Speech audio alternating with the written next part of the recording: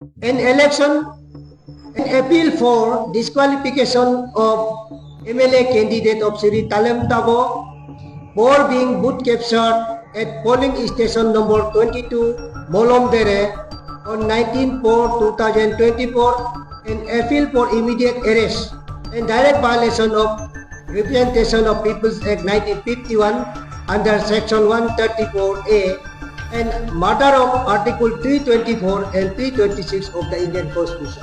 देखा तो प्रेस में बहुत हम लोग का और हमारा कैंडिडेट का ऊपर में बहुत एलिगेशन लगाया है। तो एक्चुअली जो एलिगेशन जो लोग दिया था वो जहाँ तक मेरा जानकारी है वो बेसलेस एलिगेशन था। 32 रुंगोंग में उन्होंने free and fair election according to Indian constitution article 324 and article 326 उन्होंने उल्लंघन किया और आर्टिकल 334 भी इन्होंने उल्लंघन किया। इसलिए हम अपना 32 रुंगोंग का एनपीपी की ओर से उनका डिस्क्वालिफिकेशन चाहता है। रुंगोंग स्पेशली बोलिंग डिस्ट्रिक्ट में जो 2 बार रिपोल हुए हैं वो वेबकास्टिंग में देखने पर जो ऑब्जर्वर की रिकमेंडेशन आई उसके आधार पर रिपोल भी हुआ। तो 19 जो अप्रैल एक पुरानी घटना है उसके बाद तो वहाँ पर रिपोल हो चुके हैं। बड़े शांतिपूर्वक तरीके से हर व्यक्ति ने अपना वोट कास्ट किया है। वोटर्स को पूरी संतुष्टि है और उसके बाद हमारे पास कोई कंप्लेंट ऐसी आई नहीं। एक इलेक्शन पोलिंग एजेंट का होने का नाते यहाँ पे आ रहा है। वहाँ में मोलम 22 मोलम उसमें हम लोग को एक एनपीपी का एजेंट ने एलिगेशन दिया है, बेसलेस एलिगेशन। लॉजिकली सोच के देखिए, फर्स्ट वोटिंग करते समय में 453 वोटर्स में 400 कास्ट किया है और सेकेंड में जो रीपोल हुआ है उसमें 399 कास्ट हुआ है। तो सोच के देखिए वो लोग पर्स जो वोट कास्ट हुआ है उसमें एनपीपी का एजेंट लोग वर्क आउट किया है, फिर भी वोट कैप्चरिंग हुआ है बोल के वो लोग हम लोग को बदनाम दे रहे हैं। वहाँ पे वोट कैप्चरिंग होने से 453 में इतना 453 ही वोट मारना था। वो आप लोग लॉजिकली लगा के देखिए। पोलिंग स्टेशन में शुरू में गंडगोल हुआ। गंडगोल होने का बाद हमको रिपोर्ट, हमारा इलेक्शन एजेंट अभी हम यहाँ लाया तो इलेक्शन एजेंट हमको फोन किया, सर ऐसा हो रहा है, यहाँ गंडगोल होगा। तो हम दौड़ के आया। I have covered 80 kilometres to reach that place because it is also remote place. बोलम वो भी रिमोट प्लेस है। उसमें हम आया तो देखा है तो हम आया आके गंडगोल तो सुबह वो जो एमएलए 4-5-20-30 बूथ जो लेके आया उसमें गंडगोल हुआ था। उसका बाद वो निकल गया।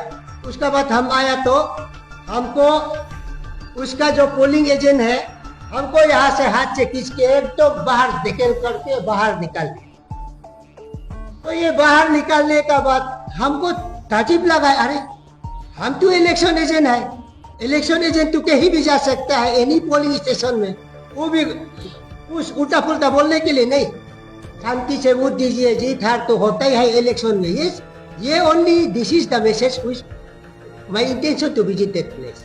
इलेक्शन एजेंट हम लोग को ऐसे बदनाम दे रहा है कि मेरा हिसाब से इलेक्शन एजेंट जो मोलम देरे में आते समय में वो एक लीडर की तरह जो चीफ गेस्ट आ रहा है ऐसे टाइप का सबको हाय हेलो करके ऐसे करके वहाँ में मजाक कर रहे जैसे कर रहा था। तो मेरा हिसाब से वो एक इलेक्शन एजेंट है, एक जानकारी आदमी है। वो ऐसे करना चाहिए कि इन्विजिलेटर का तरह आना चाहिए। लेकिन ऐसे होने का बाद ये हम लोग को एलिगेशन दे रहा है कि बाहर से किसके निकाल दिया, ऐसे कर दिया। अपना जगह में इतना सीनियर सिटीजन को कैसे ऐसे किसके निकालेगा? आप लोग भी लॉजिकली लगा के देखिए। और मोलम में पुलिस फोर्स नहीं था, ऐसे बात नहीं है। पुलिस फोर्स तो डिप्लॉय करके रखा था फर्स्ट वोटिंग में भी, तो ऐसे कैसे करने देगा? सर, तो हमें ये जानना है कि उस सीसीटीवी फुटेज में एनपीपी के द्वारा ये आरोप लगाया गया है कि जो सिटिंग एमएलए तालिम ताबो हैं वो बार बार अपने लिए वोट कैप्चरिंग करके अपने लिए वोट कास्ट कर रहे हैं। तो ये किस हद तक सच है हमें ये जानना है। रिपोलिंग के बाद नहीं, वहाँ आप मुझे बताइए रिपोल क्यों हुआ, रिपोल क्यों किया गया? क्योंकि हमें किसी न किसी प्रकार का ऐसा कोई संदेह था या वहाँ के जो भी पोलिंग बूथ पर इलेक्शन कमीशन की गाइडलाइन फॉलो नहीं की गई है, उसीलिए रिपोल हुआ। तो 19 के बाद वहाँ उस पर्टिकुलर पोलिंग स्टेशन पे रिपोल हो गया। अगर 24 पे किसी प्रकार का कोई ऑब्जेक्शन है, किसी प्रकार की कोई कंप्लेन है, तो आप बात कीजिए। तो ये चीज को, ये कंप्लेन को हमने इलेक्शन पोर्टल में भी अपलोड किया, इलेक्शन कमीशन ऑफ इंडिया को 2 टाइम्स अपलोड किया, chief election commission Arunachal Pradesh को भी ये किया, जबकि हमारा गवर्नर ऑफ अरुणाचल प्रदेश को तक हम कॉपी को पहुंचाया।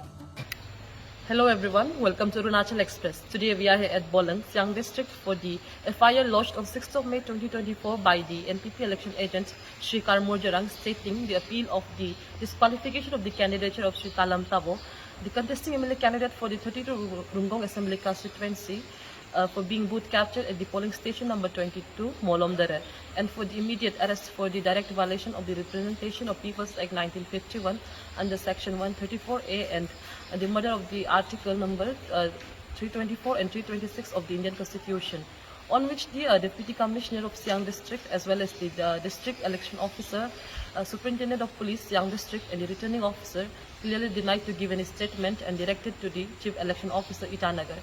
To know what the Chief Election Officer has to say on this ongoing issue, on which the Chief Qualified Officer denied to give any statements, keep watching Arunachal Express. Thank you. क्या सच में हमारी लोकतंत्र खतरे में है? नमस्कार, मैं निचिन वंगमुकार्मा और आप देख रहे हैं अरुणाचल एक्सप्रेस। आज मैं आई हूँ चीफ इलेक्शन कमिश्नर के पास ताकि अरुणाचल प्रदेश के पोलिंग स्टेशन 22 मोलम डेरे में हुई बूथ कैप्चरिंग दुर्घटना के बारे में उनसे सवाल करने। तो आइए उनसे जानते हैं कि क्या सच है और क्या झूठ। सर, पिछले बीते 4 दिनों में 2 बार प्रेस कॉन्फ्रेंसेस हो चुके हैं और इसका सीधा परिणाम जनता का कंफ्यूजन है। सर, हमारे कोरेस्पोंडेंट भी गए थे 32 नंबर पे, जहाँ पे उन्होंने डीसी, एसपी और आरओ ने कोरेस्पोंडेंट को साफ में दिया है कि वो जवाब नहीं दे रहे हैं और सीधा आपसे बात करने को कहा। तो सर, पोलिंग स्टेशन 22 मोलम डेरे में जो ये दुर्घटना घटी है और एनपीपी के द्वारा जो ये आरोप लगाए गए हैं, ये कितने हद तक सच है? सर, ये आरोप लगे हैं कि जो सिटिंग एमएलए श्री तालिम ताबो, उन्होंने 19 अप्रैल को 7 AM को उन्होंने बूथ कैप्चरिंग किया और उन्होंने 22 अपने लिए वोट किया। तो ये कितने हद तक सच है? रुंगोंग स्पेशली बोलिंग डिस्ट्रिक्ट में जो 2 बार रिपोल हुए हैं, वो वेबकास्टिंग में देखने पर जो ऑब्जर्वर की रिकमेंडेशन आई थी, उसके आधार पर रिपोल भी हुआ। तो 19 जो अप्रैल एक पुरानी घटना है, उसके बाद तो वहाँ पर रिपोल हो चुके हैं। बड़े शांतिपूर्वक तरीके से हर व्यक्ति ने अपना वोट कास्ट किया है, वोटर्स को पूरी संतुष्टि है और उसके बाद हमारे पास कोई कंप्लेन ऐसी आई नहीं। सर, पर जो ये एनपीपी का ये कहना है कि सीसीटीवी फुटेज जो उन्होंने ये सबूत है और जो 21 अप्रैल को जनरल ऑब्जर्वर सुप्रीत गुलाटी और उनके साथ डीसी, रिटर्निंग ऑफिसर और सिटिंग एमएलए के इलेक्शन एजेंट और मिस्टर कुरमुर वो खुद उन्होंने 7 मिनट की वो फुटेज देखा था। तो सर, ऐसा क्या फुटेज है उसमें और उसमें ऐसा क्या है जो डीसी और आरओ कुछ जवाब नहीं दे पा रहे हैं? नहीं, आपको मुझे नहीं समझ आया कि क्या जवाब चाहिए। उस 19 के बाद जो स्क्रूटनी हुई है, स्क्रूटनी के आधार पर ही वहां पर रिपोल की रिकमेंडेशन की गई और वहां पर 24 को रिपोल हुआ। इसके अलावा और क्या चाहते हैं? सर, तो हमें ये जानना है कि उस सीसीटीवी फुटेज में एनपीपी के द्वारा ये आरोप लगाया गया है कि जो सिटिंग एमएलए तालिम ताबो है वो बार बार अपने लिए वोट कैप्चरिंग करके अपने लिए वोट कास्ट कर रहे हैं। तो ये किस हद तक सच है हमें ये जानना है। रिपोलिंग के बाद नहीं, वहाँ आप मुझे बताइए रिपोल क्यों हुआ, रिपोल क्यों किया गया? क्योंकि हमें किसी न किसी प्रकार का ऐसा कोई संदेह था या वहाँ के जो भी पोलिंग बूथ पर इलेक्शन कमीशन की गाइडलाइन फॉलो नहीं की गई है, उसीलिए रिपोल हुआ है। तो 19 के बाद वहां उस पर्टिकुलर पोलिंग स्टेशन पे रिपोल हो गया। अगर 24th पे किसी प्रकार का कोई ऑब्जेक्शन है, किसी प्रकार की कोई कंप्लेन है, तो आप बात कीजिए। तो सर एनपीपी का ये कुछ डिमांड्स है। नहीं, आप जो एनपीपी की डिमांड है वो एनपीपी हमसे करेगी ना। जी सर। उसके लिए तो प्रेस कॉन्फ्रेंस मुझे तो करने की जरूरत नहीं है। तो सर उन्होंने अगर वो सीसीटीवी फुटेज में, मेरा क्वेश्चन ये है कि अगर जनरल ऑब्जर्वर सुप्रीत गुलाटी ने अगर उन्होंने साफ देखा है श्री तालन बाबू अगर वो खुद के लिए